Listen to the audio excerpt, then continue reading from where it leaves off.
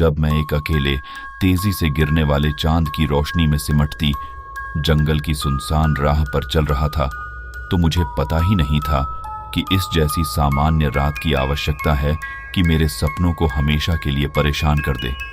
क्योंकि मैंने उसी रात को पोंटियानक नामक दुष्ट आत्मा के साथ बिताया। जैसे जैसे मैं जंगल के गहरे दिल की ओर बढ़ा, मेरे अंदर असहमति की भावना बढ़ने लगी। जंगल, जो पहले रात के जीवों से भरा हुआ था, अब अद्भुत चुपचापी हो गया था। नींद की चिरपिंग बंद हो गई थी और पत्तियों की रुस्ती भी कम हो गई थी।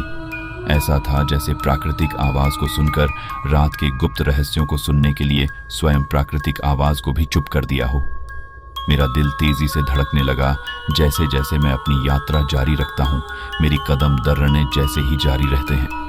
आगे दिखाई देने वाला सिर्फ मेरी टॉर्च की तंग रोशनी थी, जो लंबी भूतिया छायाएं बनाने लगी, जो मेरे पास पहुंच रही थी। मैंने आगे बढ़ा, मेरी अस्थायीता हर क्षण बढ़ती गई, और तब मैंने उसे सुना। वो आवाज थी जो हड्डियां हिला देने वाली थी, जो दर्दनाक थी, जो जंगल की गहराइयों से उद्घाटित हो रही थी। ये एक महिला की चीख थी, एक दुखद रोना जो रात की सबसे गहराइयों से निकल रही थी। मेरे गर्दन की बालकिरियों ने देखा कि वे उभर रही हैं, और मैंने अपनी रीढ़ की हड्डी में डर का सिहरन महसूस किया। मैंने सुना था पोंटियानक की चरित्र के बारे में।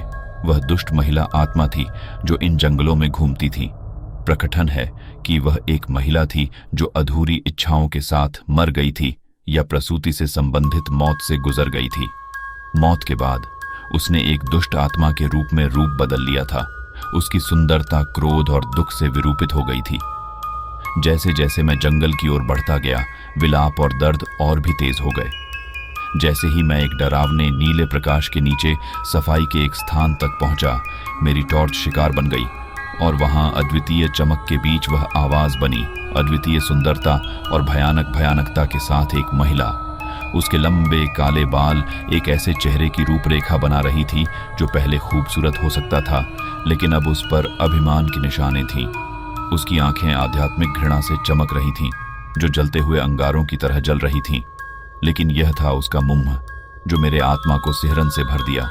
उसके होंठ लाल थे, उसके दांत किसी शिकारी के जैसे नुकीले थे और चमक रहे थे। लेकिन यह पूना मुस्कुराहट थी जो किसी अपवित्र चिपका कान से कान तक बढ़ गई थी, जिसने मेरे दिल में भय का जादू किया।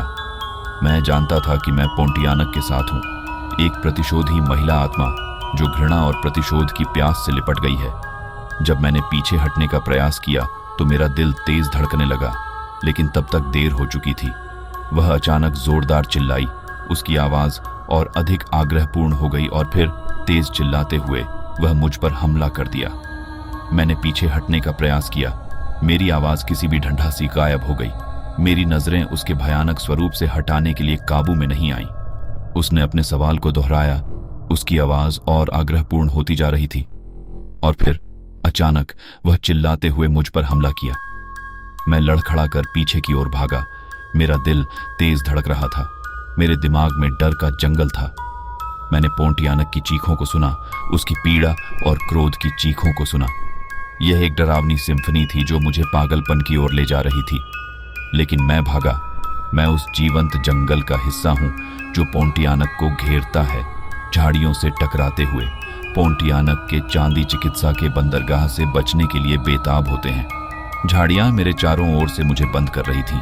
पेड़ मुझे फंसाने के लिए अपनी टेढ़ी मेढ़ी शाखाएं बढ़ा रहे थे। मैंने पता था कि उस रात मैंने मुश्किल से अपनी जान बचाई है, कि मेरा सामना एक प्रतिशोधी आत्मा से हुआ था जो सभी तर्कों और तर्कों को खारिज कर दिया था। पोंटियानक की कहानी कोई साधारण कहानी नहीं थी। यह एक भयावह वास्तविकता थी जिसने मेरे सपनों को एक अनदिन आतंकित बना दिया था।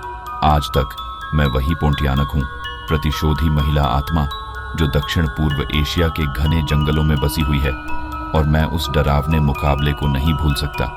उसकी डरावनी छवि और पीड़ा की चीखें मेरी यादों में बसी हैं, जो हमारी दुनिया की छाया में छुपे अद्भुत भय को याद दिलाती है।